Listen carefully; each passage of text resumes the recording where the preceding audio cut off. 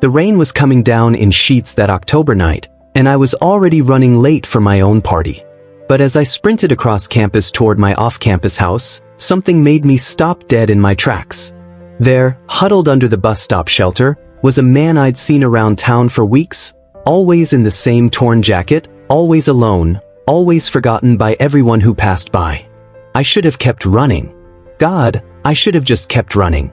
But instead, I found myself walking over to him, my heart pounding with a mixture of compassion and something I couldn't quite name.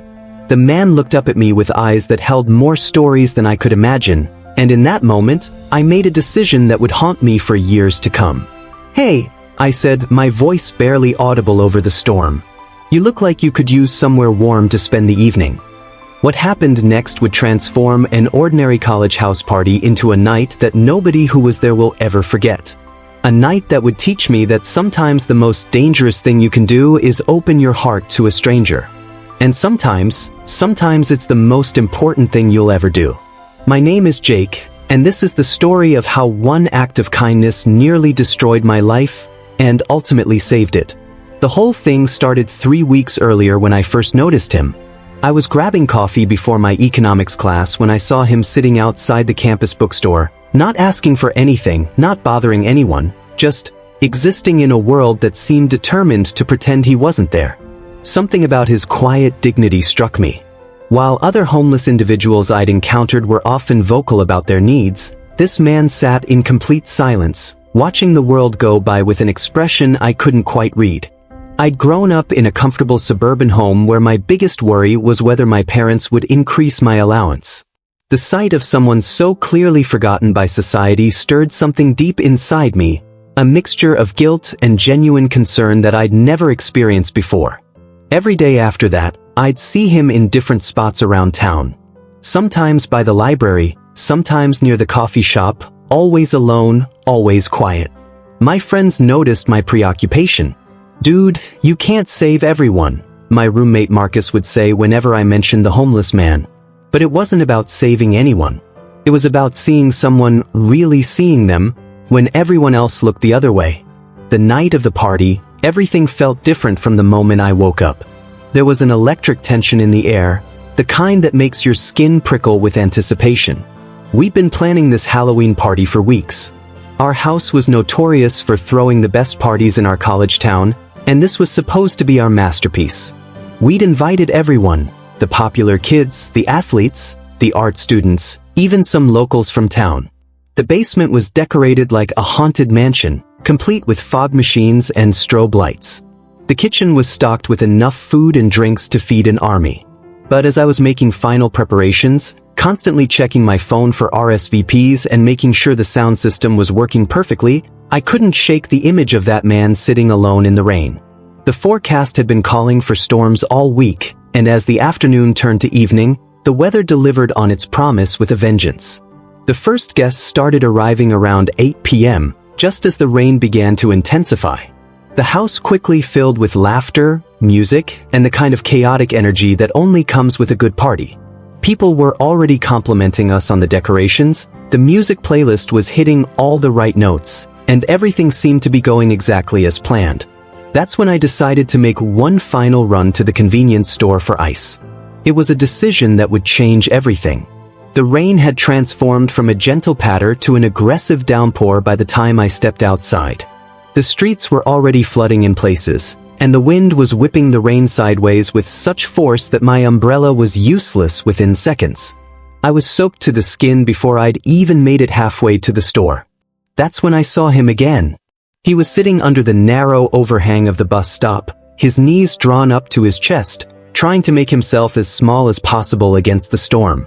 His jacket, which had always looked worn, was now completely soaked through. Water was dripping from his hair, his beard, creating small puddles around him. But what struck me most was his eyes. Even in the dim light of the street lamp, I could see a kind of resigned acceptance in them, as if this was just another in a long series of storms he'd weathered alone. I stood there for what felt like an eternity, rain streaming down my face, watching this man endure something that I couldn't even imagine. Behind me, I could hear the distant thump of bass from my house, the muffled sounds of people having fun, completely oblivious to the suffering happening just a few blocks away. That's when the idea hit me. It seemed so simple, so obviously right, that I couldn't believe I hadn't thought of it sooner. Here was a man who needed shelter, and I had a house full of warm, dry spaces and more food than we could possibly eat. Here was someone who was invisible to everyone else, and I had the power to make him seen. I walked over to him, my heart hammering in my chest with nervous energy. "Excuse me," I called out over the sound of the rain. He looked up at me with a mixture of surprise and wariness. Up close, I could see that he was younger than I'd initially thought. Maybe in his 40s, with intelligent eyes that held depths of experience I couldn't fathom. "I'm Jake," I said, extending my hand. "I live just a few blocks from here. We're having a party tonight, and I was wondering, would you like to join us? Get out of this rain, get some hot food." The silence that followed felt endless. He stared at me as if I'd just spoken in a foreign language, his eyes searching my face for some sign that this was a joke or some kind of cruel trick.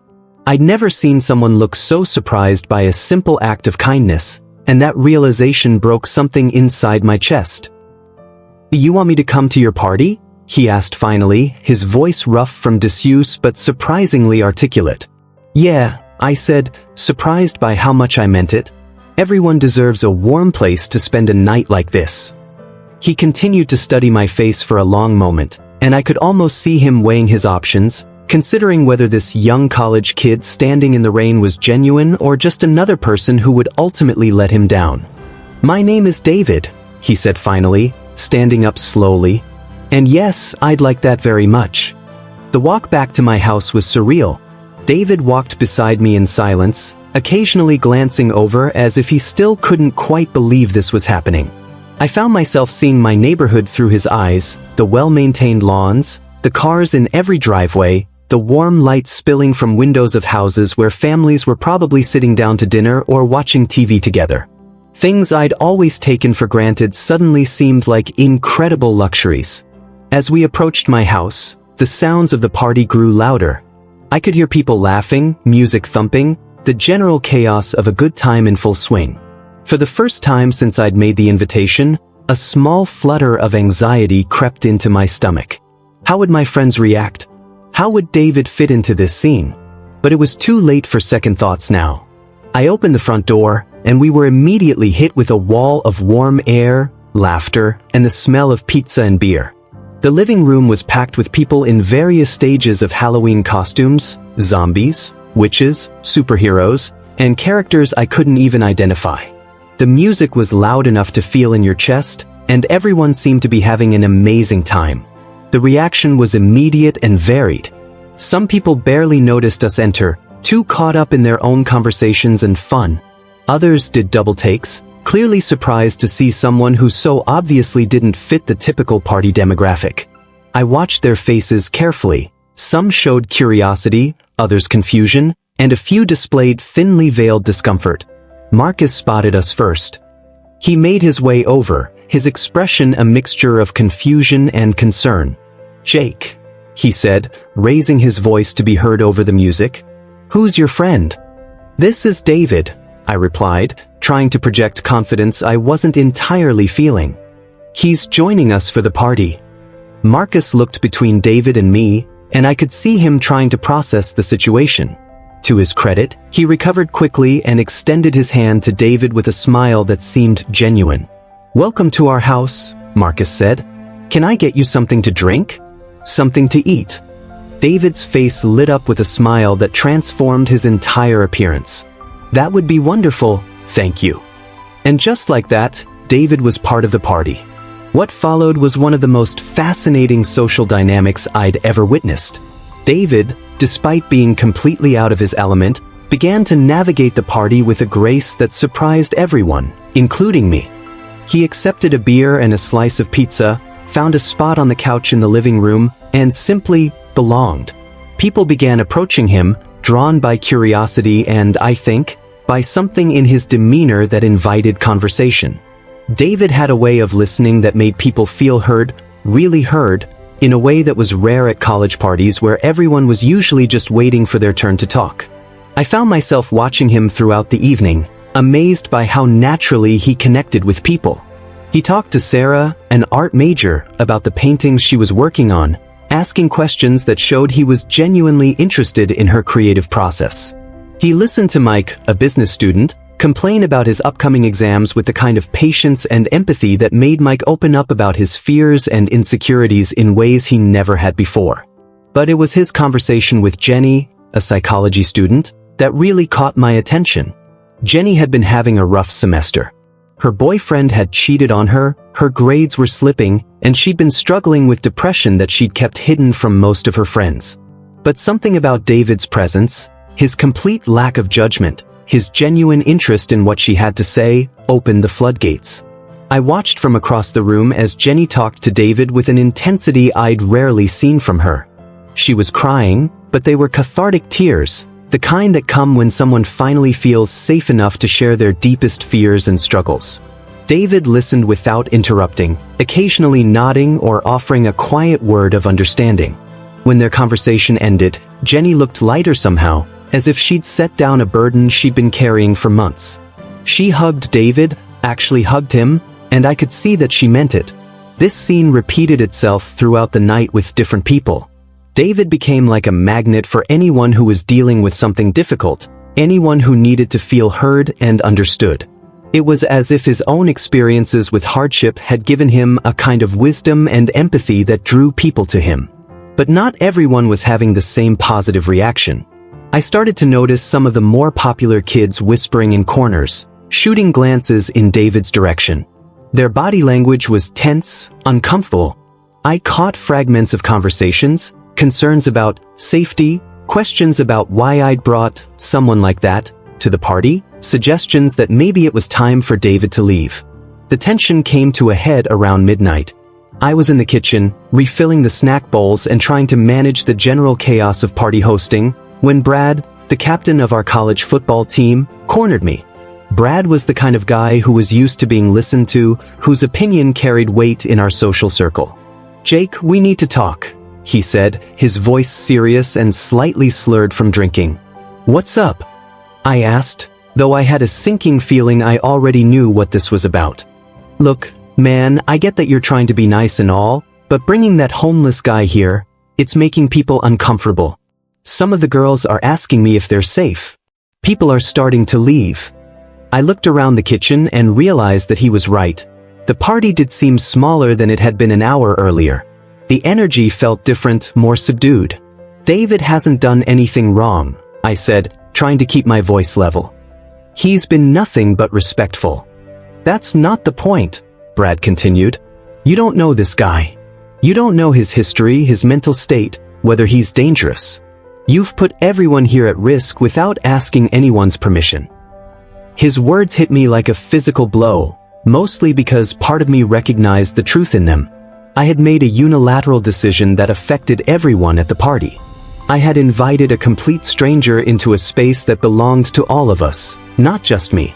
But as I looked through the kitchen doorway into the living room, where David was now playing guitar with some of the music students, apparently he was quite talented, I couldn't bring myself to ask him to leave. Not when he looked happier and more alive than I'd ever seen him. Not when he was clearly adding something meaningful to people's lives. "Give me some time to think about it," I told Brad, hoping to buy myself space to figure out what to do. Brad nodded, but his expression made it clear that his patience was limited. The next few hours passed in a strange suspended tension. On one hand, David continued to be the highlight of the party for many people. He told stories that had everyone mesmerized, tales of places he'd traveled, people he'd met, experiences that most of us couldn't imagine. His guitar playing had turned into an impromptu acoustic session that drew a crowd of appreciative listeners. On the other hand, I could feel the undercurrent of discomfort from certain guests. People were leaving earlier than usual, and I overheard more than one conversation about safety concerns and questions about my judgment. I found myself torn between two realities. In one reality, I had done something genuinely good. I had given a lonely man a night of warmth, food, and human connection. I had created an opportunity for my friends to see beyond their assumptions and connect with someone they would never have encountered otherwise. In the other reality, I had potentially put my friends at risk by inviting a stranger with an unknown history into our private space. I had made a decision that affected everyone without consulting anyone, and some people were genuinely uncomfortable with the situation. Both realities felt true, and I had no idea how to reconcile them. The resolution came in a way I never could have expected. It was around 2 in the morning, and the party was winding down. Most people had either left or were getting ready to leave. David was helping clean up, something that surprised me, though it probably shouldn't have. He was carefully collecting empty bottles and plates, moving through the house with a quiet efficiency that suggested he was genuinely grateful to have been included. I was in the kitchen, washing dishes and trying to process everything that had happened, when I heard voices from the living room growing louder. Not angry voices, but excited ones. I walked into the room to find David surrounded by about 8 people who were still at the party, all listening intently to something he was saying. As I got closer, I realized he was telling them about his life, not in a self-pitying way, but with an honesty and vulnerability that was completely captivating. I wasn't always homeless, he was saying. 5 years ago, I was a high school English teacher. I had a house, a car, a retirement plan. I was married to a woman I loved more than life itself. The room was completely silent except for his voice and the distant sound of rain still falling outside. Then my wife was diagnosed with cancer, he continued. Stage 4. The medical bills started piling up, and our insurance, well, let's just say it wasn't as comprehensive as we thought. I took out loans, maxed out credit cards, sold everything we owned. I would have done anything to give her a chance. I could see tears in several people's eyes, including my own. She fought for 2 years, David went on. 2 years of chemotherapy, radiation, experimental treatments, surgeries. And for a while it looked like she might beat it. The doctors were optimistic. We started making plans again, talking about the future. He paused, and in that silence, I could feel everyone in the room holding their breath. She died on a Tuesday morning in March, he said simply. I was holding her hand. Her last words were, "Thank you for never giving up on me." The silence that followed was profound. I could hear people sniffling, trying to compose themselves. After the funeral, I discovered that I'd lost everything, David continued. The house was foreclosed on, I was hundreds of thousands of dollars in debt, and I'd been so focused on taking care of her that I'd neglected my teaching duties and lost my job. I was 53 years old, broken, and completely alone. Jenny, the psychology student who had talked with him earlier, reached over and took his hand. That was 3 years ago, David said. I've been on the streets ever since. Some days are harder than others, but I've learned that there's still beauty in the world if you know how to look for it. Still kindness in people, even when they have every reason to be suspicious or afraid. He looked around the room, making eye contact with each person. Tonight has been one of the most beautiful nights I've had in years, he said. Not because of the food or the shelter, though I'm grateful for both, but because you've all treated me like a human being. You've listened to my stories, shared your own, let me be part of your community, even temporarily. You've reminded me that I still have value, that my life still has meaning. The impact of his words was immediate and overwhelming. People were openly crying now, and I could see that everyone who had been uncomfortable about his presence earlier was feeling something very different now. They were feeling ashamed, humbled, and deeply moved. Brad, who had confronted me earlier about David's presence, stood up and walked over to him. "David," he said, his voice thick with emotion, "I owe you an apology. And I owe Jake an apology too. I was wrong to judge you before I knew your story. I was wrong to let fear override compassion." David smiled and stood to shake Brad's hand. "You don't owe me anything," he said. "We're all just trying to figure out how to be human in a complicated world." What happened next was something I'll never forget as long as I live. Without any planning or coordination, people began pulling out their phones and wallets. Sarah, the art student, emptied her purse of all the cash she had. Mike, the business student, went to the ATM app on his phone and transferred money to David through a payment app. Jenny took off her jacket, a nice one that she'd gotten for her birthday, and gave it to David. Within 15 minutes, this small group of college students had pooled together over $800 in cash and several items of clothing. But more than that, they had exchanged contact information with David, made plans to help him find temporary housing, connected him with job placement services, and created a support network that would last long beyond this single night. I stood there watching this unfold, overwhelmed by the transformation I was witnessing. These were the same people who, just hours earlier, had been concerned about having David at the party. But now they were opening their hearts, their wallets, and their lives to help him. David was crying openly now, not from sadness but from gratitude and hope. "I don't know what to say," he kept repeating. "I don't know how to thank you." "You already did," Sarah said. "You reminded us what really matters." The party officially ended around 4 in the morning, but David didn't leave. With Marcus's agreement, we set him up in our guest room, a small space that we normally used for storage, but which we quickly cleared out and made comfortable.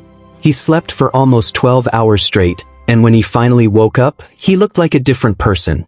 Over the next few days, the network of support that had formed that night began to work its magic.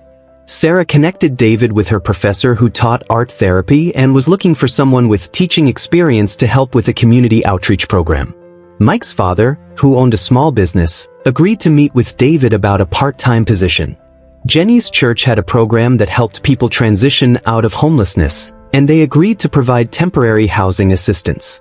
Within 2 weeks, David had a job, a small apartment, and a community of people who genuinely cared about his well-being. But perhaps more importantly, he had reminded all of us about the power of seeing people, really seeing them, and the incredible things that can happen when we choose compassion over fear. The story didn't end there. About 6 months later, I received a letter from David. He had been hired full-time at the community center, was teaching literacy classes to adults, and had even started dating someone, a woman he met in his art therapy group who had also experienced significant loss in her life. But the most important part of the letter was what he wrote about that night. "Jake, I want you to know that inviting me to your party didn't just change my life, it saved it. I had been planning to give up. The night you found me at the bus stop, I was preparing to end my suffering. I had lost hope that things could ever get better, that anyone would ever see me as more than just another homeless person to ignore or fear. Your invitation reminded me that I was still human, still worthy of connection and community. Your friends reminded me that people are capable of incredible kindness when given the chance. That night gave me the strength to keep fighting, to believe that my life still had purpose and meaning.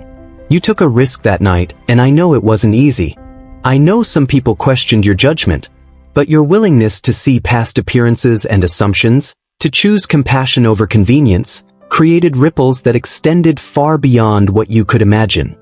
Reading that letter, I finally understood something important about the nature of kindness and risk. Yes, I had taken a chance that night. Yes, there had been potential dangers in inviting a stranger to our party. But the greatest risk would have been walking past David in the rain, allowing fear and social conventions to override the fundamental human obligation to care for one another. That night taught me that sometimes the most dangerous thing you can do is nothing. Sometimes safety comes not from building walls and keeping strangers out, but from opening doors and inviting them in. Sometimes the person everyone warns you about turns out to be the person who teaches you the most important lessons about what it means to be human. David is still in our lives today. He comes to our house for holidays, sends us updates about his work and his relationship, and has become one of the most valued members of our extended community. The friends who were at the party that night often talk about how it changed their perspective on homelessness, on assumptions, on the power of individual actions to create meaningful change. But perhaps the most lasting impact was on how we all think about parties and life moving forward. We realized that the best parties aren't just about having fun with people who are exactly like us.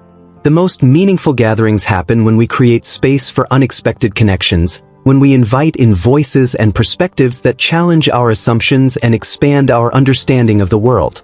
That October night started with a simple invitation to get out of the rain. It ended with all of us understanding that we have the power to offer so much more than shelter from the storm. We have the power to offer shelter from loneliness, from despair, from the feeling that the world has forgotten you exist. And sometimes, when we're brave enough to extend that invitation, we discover that we needed the shelter just as much as the person we thought we were helping. The rain had stopped by the time the sun came up that morning, but the connections forged in that storm continued to grow and strengthen. David had found his way home, and in helping him, we had all found our way to a deeper understanding of what home really means. It means being seen. It means belonging. It means knowing that someone, somewhere, cares whether you make it through the night. And sometimes, it means being brave enough to invite a stranger in from the rain, even when you have no idea how the story will end.